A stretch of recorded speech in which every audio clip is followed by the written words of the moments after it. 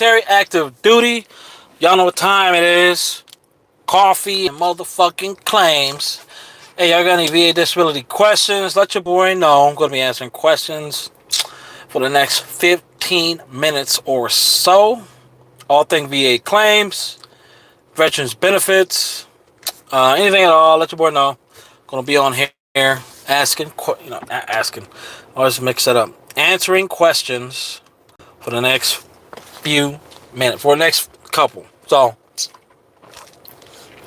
hope y'all got y'all Starbucks on this beautiful day. It's Thursday. No, it's Wednesday. Almost Friday. Middle of the week. Hopefully y'all VA claims are going well. Y'all getting into the process. If y'all had any denied VA claims, hopefully you are all reading your decision letters. What's up? I see someone in here. Hey, if you got any questions, by all means, stop me. I'm just talking. Yeah. Hopefully y'all have a good week. Y'all tackling the VA claims process, pushing that much closer to 100%. I know the fight is hard. Sometimes it's difficult. Sometimes it's frustrating. But you got to stick in, stay to the end.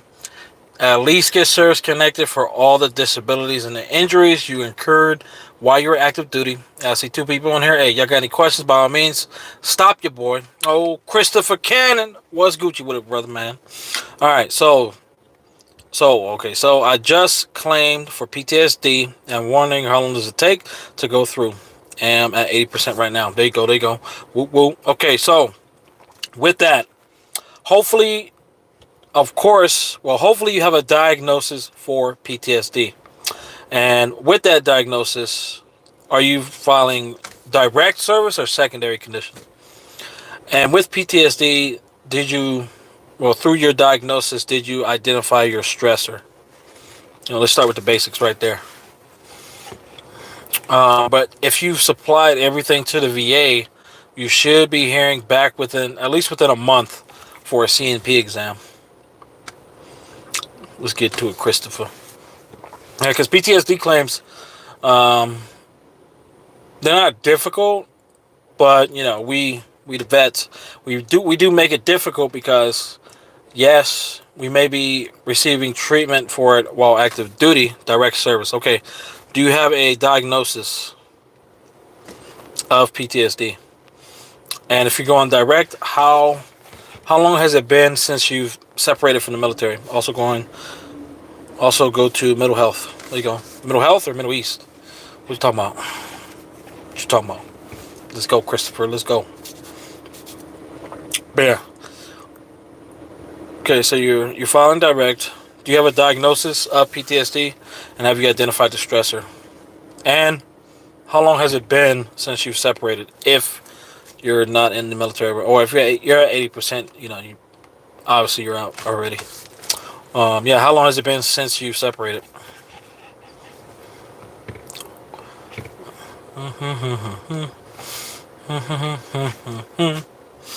And for the second person in here, hey, you got a question? Hey, by all means, I'll jump back and forth between the questions.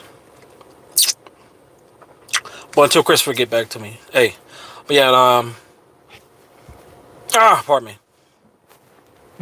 Yeah, so most issues with PTSD and veterans claiming it is a lack of diagnosis and a lack to identify the stressor. Once you've at least established both of those, you can at least get service connection. I've been going for 2 years now. Will that help mental work? Yeah, that'll definitely help. If you've been getting treatment for the last 2 years, and if you're going through VA, do you have a actual diagnosis, not just treatment?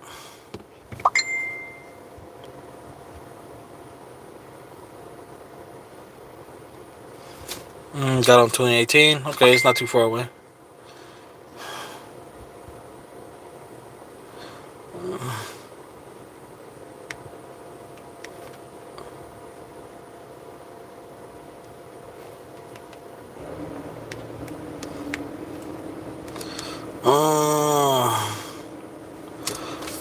Let's check it.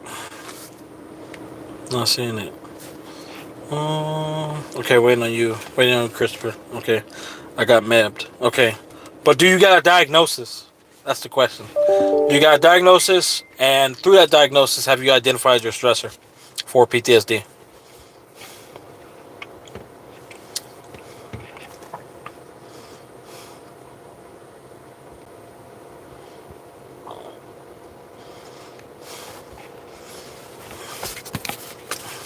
That's good. That's good. I mean, it's unfortunate you got med boarded, but what well, first, before I ask any other questions, do you know if you have a diagnosis of PTSD? But we got attacked when I was in Iraq, 2005. Okay, okay.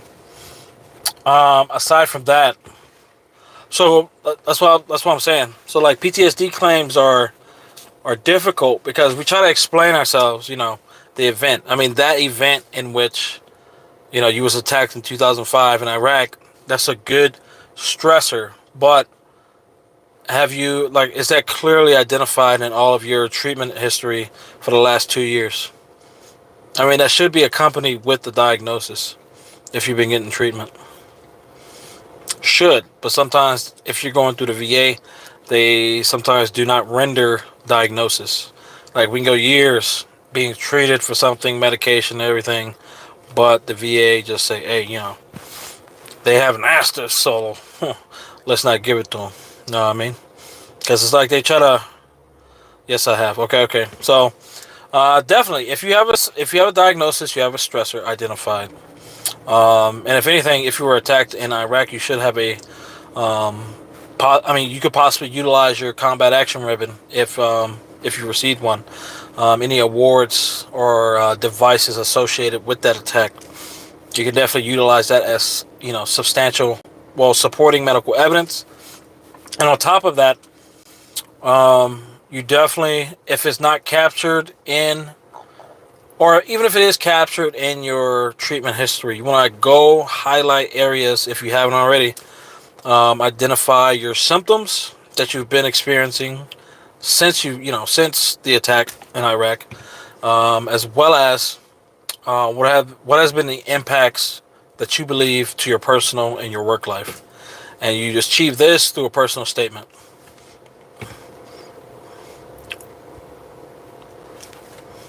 Now let's see what all did you submit to the VA for this PTSD claim, Mister Cannon. Yeah, for the other two people, hey, y'all got any questions? By all means, I'm jumping in between questions. Um, you know, Giving everyone some ample time. Make sure you take a sip of the Starbs. Yes, it is, and back to Mr. Cannon. Yes, it is, and the fact that I don't like to go anywhere and talk to my family. Okay, okay. Definitely, that's good. That's good. Have you personal statements? Have you done any personal statements, either yourself, as well as possibly getting a good, strong, not me strong, but a good family member or friend to provide you a personal statement as well? And how has PTSD impacted your work? Have you captured that either through your complaints with your psychiatrist that's documented, or through a coworker or a supervisor personal statement?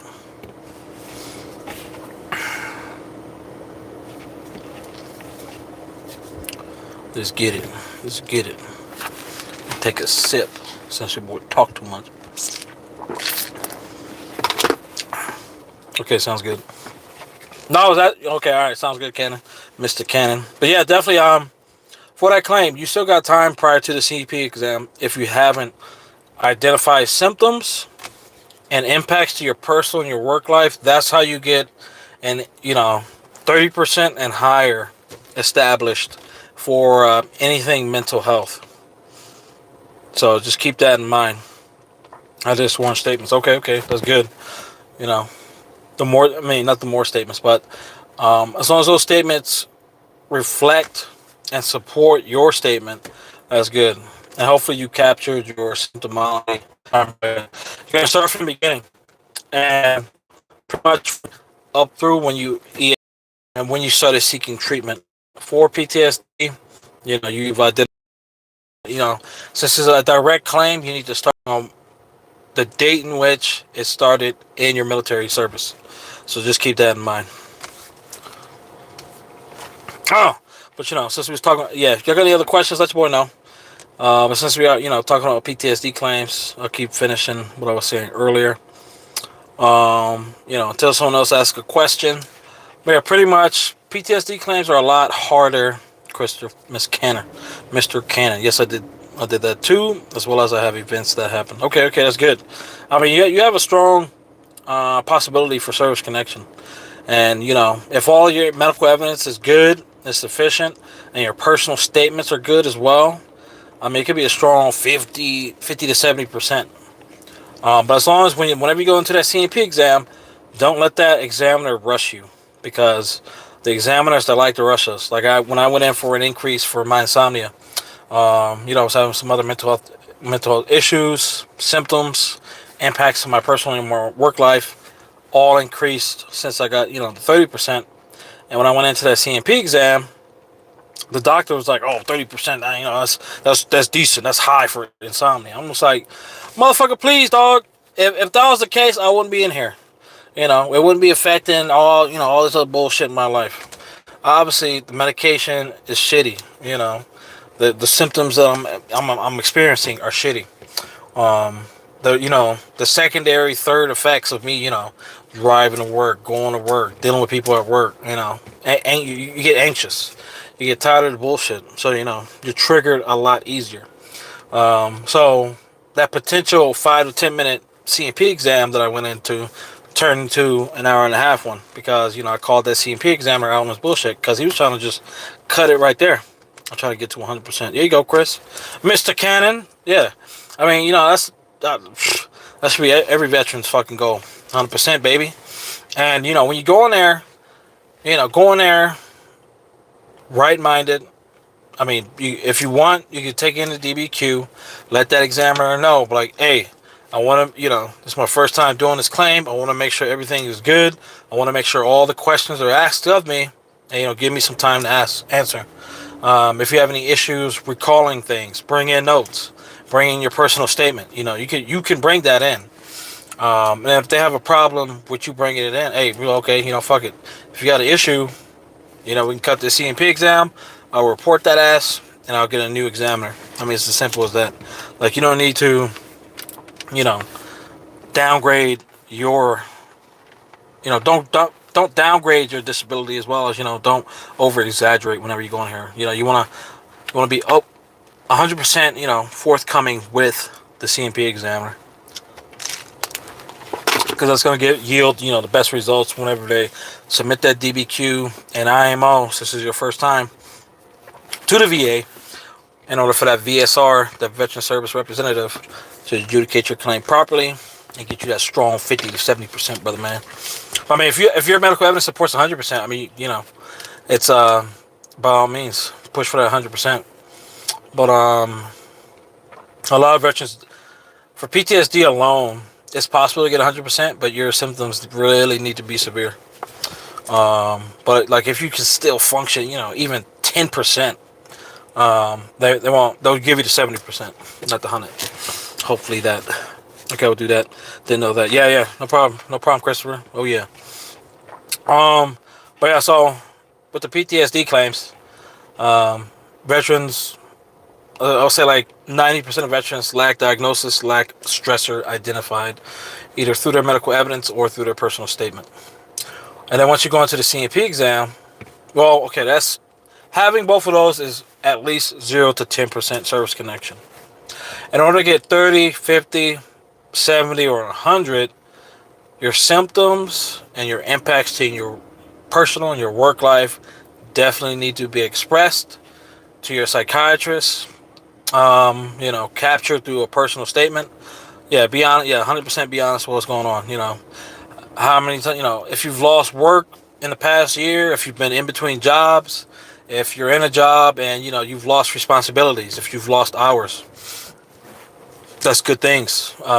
If you, took time off from work, if you get sponsored, if you took leave without pay, that's all professional impacts. Now, when it comes to your family life, if you've been divorced, if you've lost relationships, if there's family members that don't talk to you, kids, friends, you've lost friendships and things of that nature, you definitely get that captured. If it's not in your medical documents provided from your psychiatrist or therapist, they should be taking detailed notes on you. But if not, at the very least, if it's not captured, you need to be providing statements, personal statements, at least one personal and then at least one professional, to include your own statement.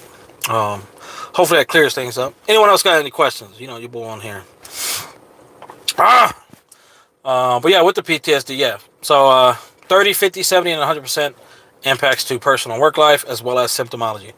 If you're going for an increase, you just need to show how has those impacts worsened since your last CMP exam for both, personal, professional, and your symptoms.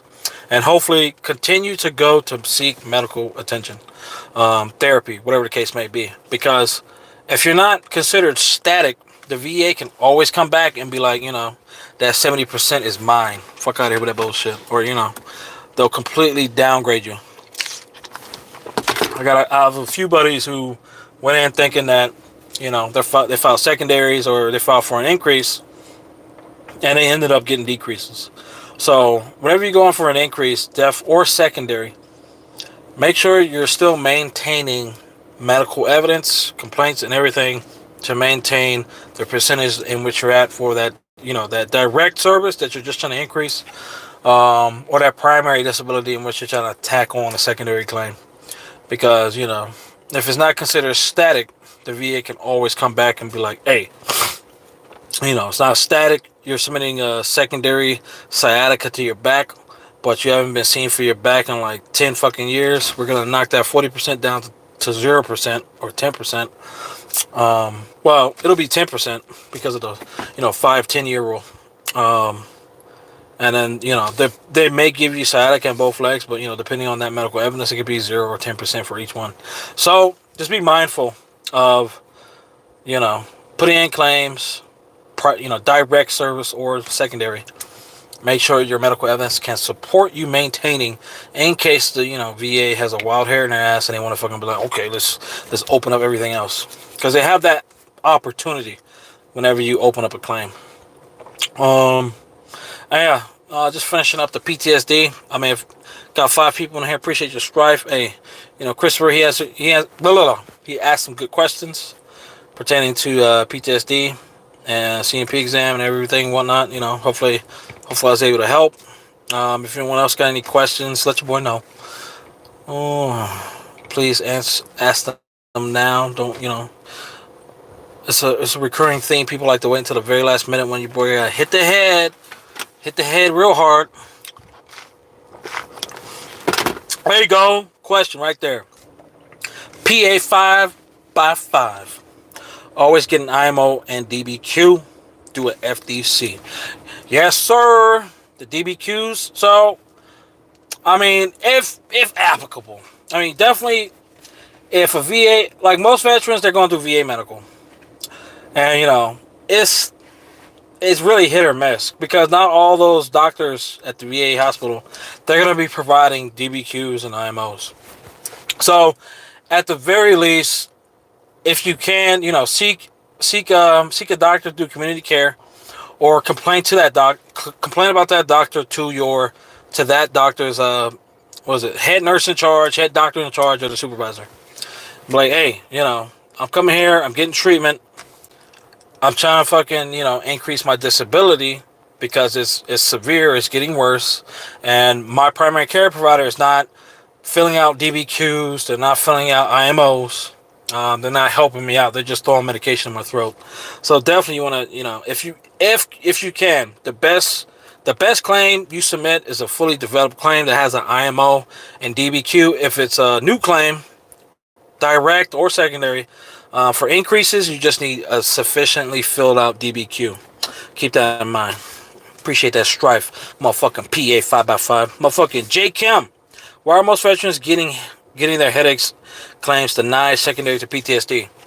All right, so the main reason why headaches is a symptom of PTSD. And if veterans can't differentiate the two. I mean, it's not going to be from the veteran. Well, mainly 50% comes from the veteran and your complaints. How do you complain to your doctor? And in regards to PTSD, it needs to be okay if the medication is causing migraines and headaches. That's the main thing that the VA is looking for. If headaches and migraines are being associated with just symptoms of PTSD, it's not because of the medication. They're not complaining, the medication is not too strong, it's still suppressing any symptoms or behaviors of PTSD. But then, it's causing migraines and headaches. But if the VA if your medical evidence can't differentiate from migraines not being caused by the medication, not being caused by your symptoms of PTSD, then that's when the VA will be like, okay, it must be the medication. But we can't take the veteran off the medication because they need it for their mental health disability. And then, in fact, that's a differentiation. Like the VA, they can clearly see, okay, the medication is causing the migraines. And then that's when they will provide that secondary. And the same with TBI. Some veterans try to increase or, add things secondary to PTSD. So I think you can do secondary to PTSD. PTSD, but TBI and migraines are one of the two things it needs to be differentiated. Because if not, they're going to roll in migraines as well as TBI with your service-connected PTSD, and they may not even increase it. You may stay at 50 or 70%, and they'll just add those tack-ins. Just like you would go in for, a regular increase for depression, anxiety, insomnia, shit like that. And depending on what medical evidence that you supply to the VA, that examiner, their deductions, they can add additional diagnosis. But it depends on your medical evidence if you increase or you maintain. But yeah, that's a good one. Cassius Williams. I'm going for SMC 0, O, or R1. I meet requirements for SMC. There you go. My primary care physician filled out the paperwork. All my conditions have worsened. The VA can try to decrease my conditions. Well, hold on. The VA can try to decrease me. My conditions get worse. They shouldn't. They can try, but more than likely, they're not going to try and decrease you if your symptoms have gotten worse. If anyone with 100% permanent total should apply for SMC if they qualify. I know some VA downplay veterans' conditions. Yeah, they do. 100%. All the time they do. Especially for like anything neurological, mental health. And it's sad that like any physical ailments, like musculoskeletal,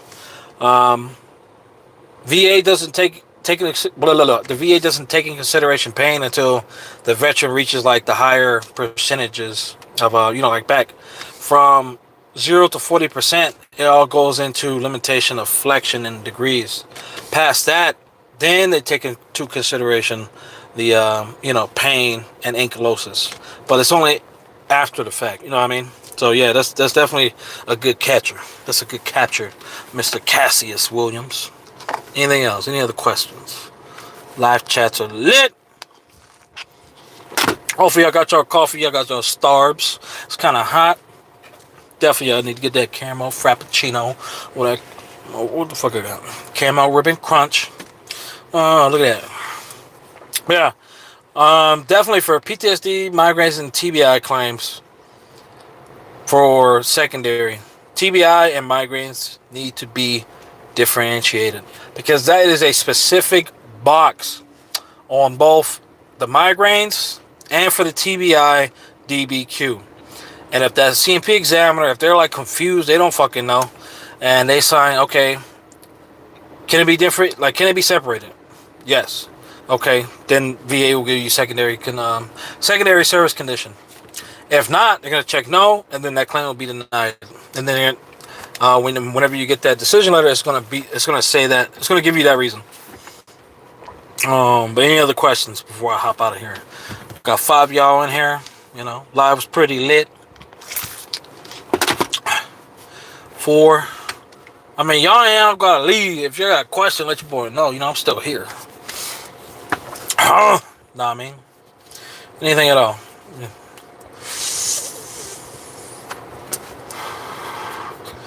Anything at all. Hope y'all having a good Wednesday. Oh, anyone currently in the VA claims process?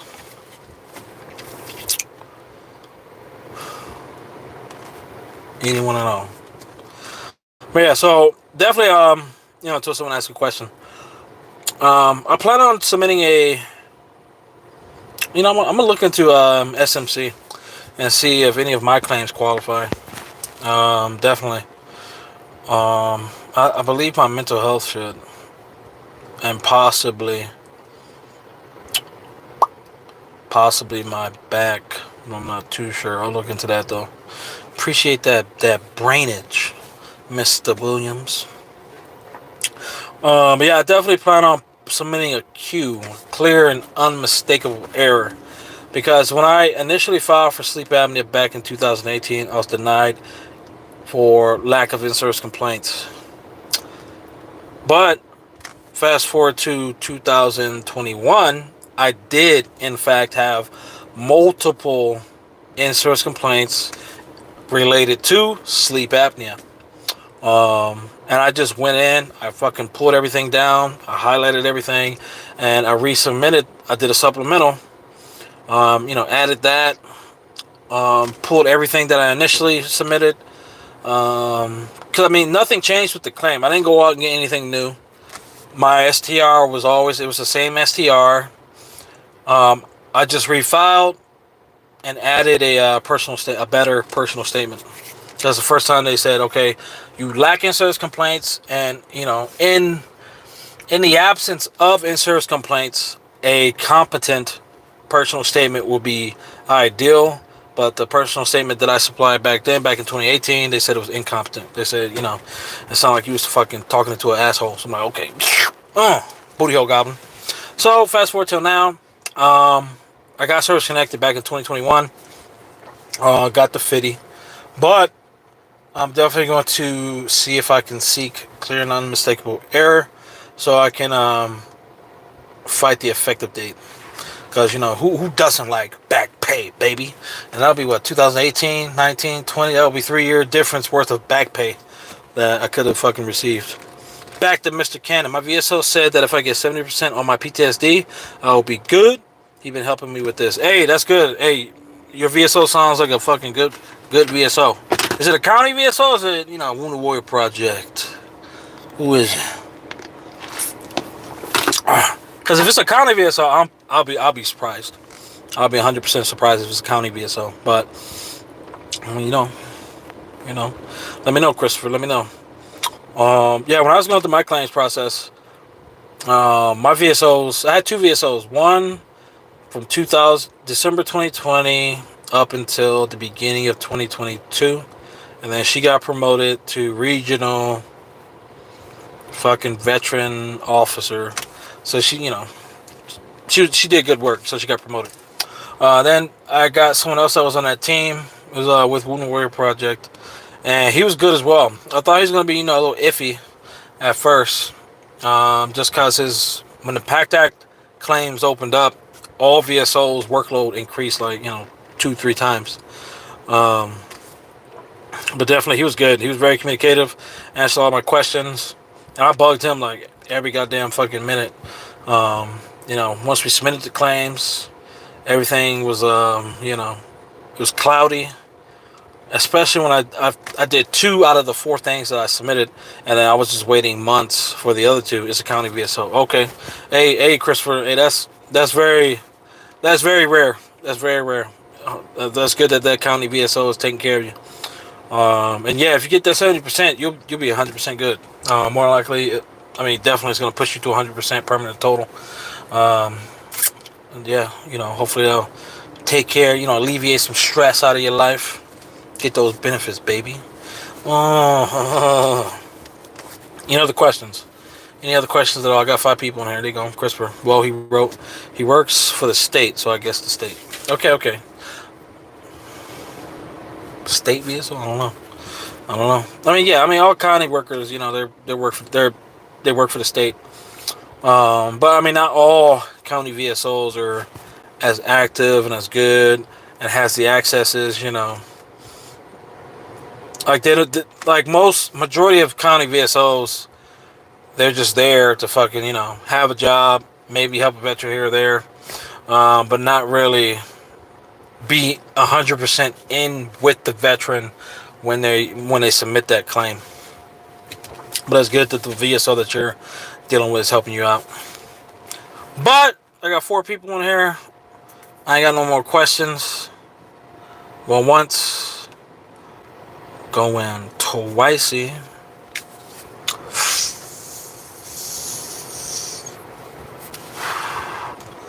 Alright, until next time, I hope y'all stay Gucci with it. And as always, this is motherfucking Depot out. Hopefully you get that 70%, Chris. Topher, let your boy know. Hit your boy up once that claim gets adjudicated. Or, once you do the CMP exam, let me know. Let me know how it goes. How you feeling about it. Until next time, this motherfucking Depot out. Y'all stay Gucci with it. 2023 year to vet. 100% permanent total. Where the benefits at? Oh, no problem, J. Kim. No problem, no problem. Hey, y'all take care, y'all take care. Unless I got another question. Nope? Okay.